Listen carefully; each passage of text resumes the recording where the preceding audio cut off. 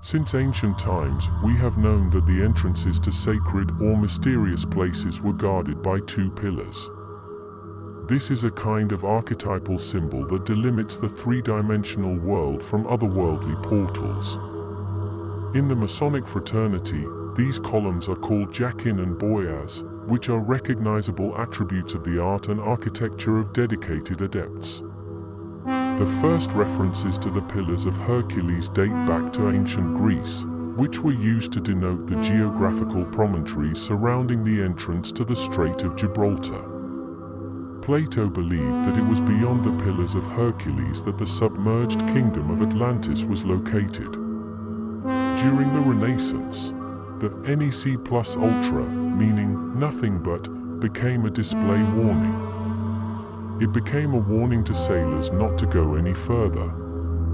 From here is born the symbolism that by going beyond these pillars means leaving the material world in order to attain spiritual enlightenment. The Masonic use of the terms Yakin and Boaz comes from the biblical description of King Solomon's temple.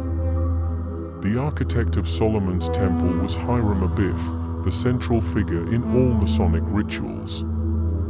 Verses 6:1-38, as well as chapters 7 and 8 of the third book of Kings, describe the size, construction, and sanctification of Solomon's temple.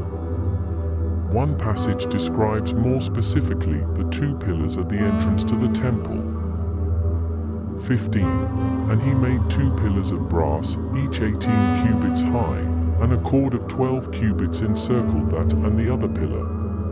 21. And he put the pillars to the narthex of the temple. He put the pillar on the right side, and gave it the name of Yakin, and he put the pillar on the left side, and gave it the name of Boaz. The records of Solomon's temple are important in Freemasonry because every detail of the building carries important esoteric meaning. The two pillars act as a portal to the mysterious and stand on either side of the entrance to the Holy of Holies. According to the ancient rabbis, Solomon was initiated into the secret teachings, and the temple he built is actually a house of initiation, containing accumulated pagan philosophical and phallic emblems. The pomegranates, the columns topped with palm leaves, the pillars before the door, the Babylonian cherubim, and the arrangement of the halls and the drapery, all point to a temple that was modeled after the shrines of Egypt and Atlantis. Manly P. Hall, The Secret Teachings of All Ages. For this reason, Yakin and Boaz are prominent in Masonic buildings, monuments, and documents.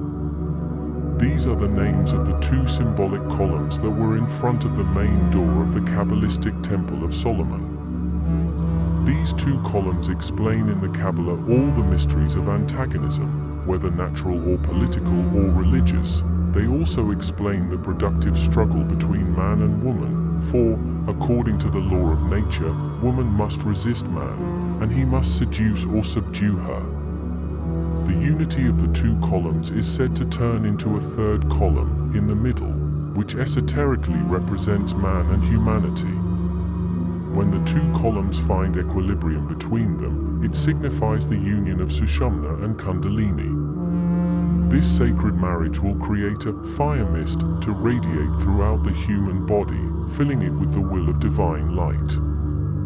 This is what humanity will become, the third column of the Temple of Wisdom. He or she will be the column formed by the union of strength, Yakin, and beauty, Boaz.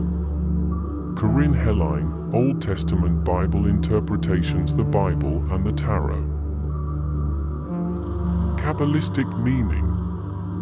In Kabbalistic teaching, Yakin and Boaz represent the two columns of Sefirot in the Tree of Life. This is the reciprocal arrangement of the three columns of Sefirot and the three great columns of Freemasonry. In the mysterious tree of the Sephiroth of the Jews, these two columns symbolize mercy and severity.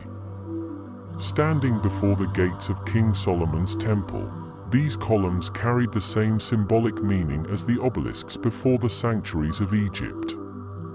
In Kabbalistic interpretation, The names of the two columns mean, "In strength my house shall be established." In the splendor of mental and spiritual enlightenment, the high priest stood between the columns as a mute witness to a perfect equilibrium, this hypothetical point equidistant from all extremes.